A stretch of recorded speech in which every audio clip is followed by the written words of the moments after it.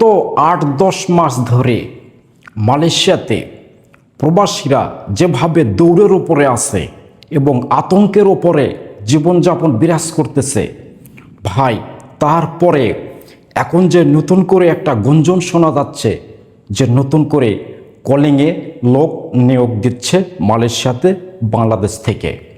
ভাই, এটা একটা মালয়েশিয়াতে যারা বর্তমান অবস্থান করতেছে অবৈধভাবে, তাদের জন্য একটা খুবই দুঃখজনক একটা ঘটনা ভাই। আসলে তাদের সঙ্গে কিন্তু বেইমানি করা হচ্ছে। মালয়েশিয়াতে যত সংখ্যক লোক অবৈধ অবস্থান করতেছে তাদের সঙ্গে কিন্তু একটা বেইমানি করা হচ্ছে। সালামু আলাইকুম, আশা করি সবাই ভালো আছেন এবং সুস্থ আছেন। প্রিয় মালয়েশিয়া প্রবাসী ভাইয়েরা, আপনাদের কপাল কিন্তু পুরল।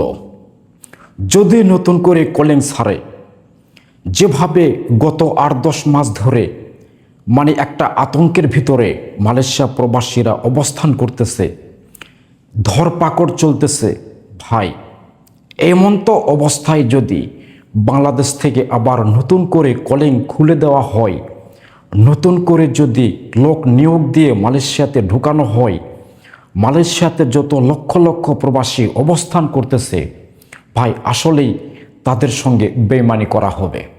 যদি এমনটা হতো যে সর্বপ্রথমে বৈধতা দেওয়ার জন্য যদি মালয়েশিয়া সরকারকে একটা আবেদন করত বা রিকোয়েস্ট করত, প্রথমে বৈধকরণ শুরু করুন, পরবর্তীতে যদি কোনো লোকের সংকট থাকে তারপরে কলিংয়ে বাংলাদেশ থেকে লোক ঢুকানো হবে, এই রকম যদি একটা আবেদন করত ভাই, তাহলে মালয়েশিয়াতে যে সকল লক্ষ লক্ষ প্রবাসীরা আতঙ্কের ওপরে বিরাজ করতেছে তাদের জন্য ভাই একটু উপকার হতো। ভাই, এখনো পর্যন্ত বিভিন্ন জায়গায় প্রতিদিন ধরপাকড় চলতেছে। বিভিন্ন জায়গায় প্রবাসীরা ভাই খুবই কষ্টে জীবনযাপন করতেছে। সোশ্যাল মিডিয়াতে কি তারা এইসব নিউজ দেখে না? যারা নতুন করে যে বাংলাদেশের প্রবাস কল্যাণ মন্ত্রীরা যে মালয়েশিয়াতে এসে যে কলিংয়ের যে আলোচনা করতেছে, তারা কি সোশ্যাল মিডিয়া ইউজ করে না?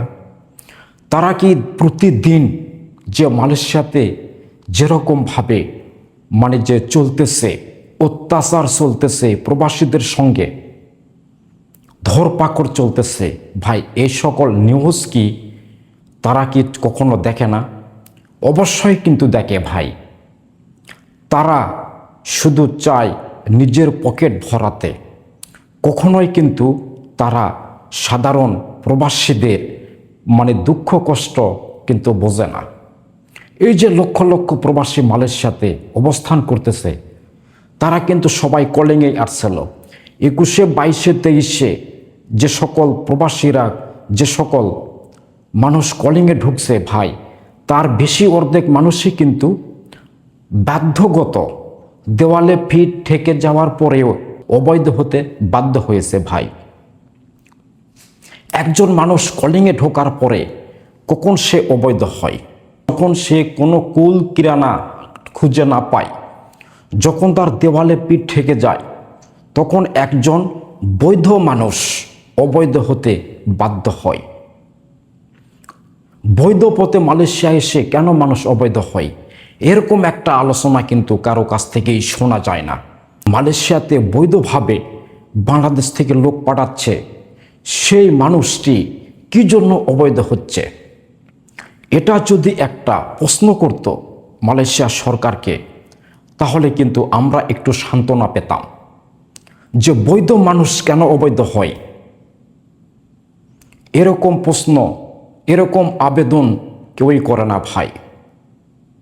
এই যে 4 লক্ষ, 5 লক্ষ, 6 লক্ষ টাকা দিয়ে যে বৈধভাবে মালয়েশিয়াতে এসে যখন কাজ পায় না, যখন সে খাবার টাকা পায় না, যখন সে থাকার জায়গা পায় না, এদিকে বাংলাদেশে ধার দেনা করে কিস্তি লোন তুলে যে 5 লক্ষ 6 লক্ষ টাকা খরচ করে আসছে, সেই লোকটি কি বসে থাকবে?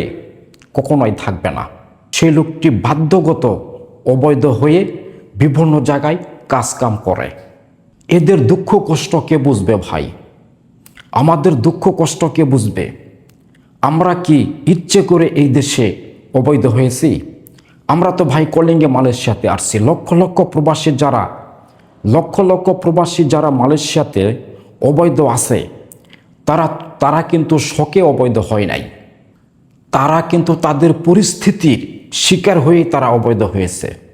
প্রবাস কল্যাণ মন্ত্রণালয়ের মানুষগুলি এই ভিডিও ফুটেজগুলি তাদের কাছে, তাদের নজরে পড়ে যে মালয়েশিয়াতে প্রথমে কোনটা প্রয়োজন। ভাই, মালয়েশিয়াতে লক্ষ প্রবাসী আজ আতঙ্কে জীবনযাপন করতেছে। ভাই, কিচ্ছু বলার নেই। একমাত্র আল্লাহ তাআলা ছাড়া মালয়েশিয়া অবৈধ প্রবাসীদের পাশে কেউই নেই। ভালো থাকবেন, দেখা হবে নতুন কোনো একটা ভিডিওতে। আল্লাহ হাফেজ, সালামু আলাইকুম।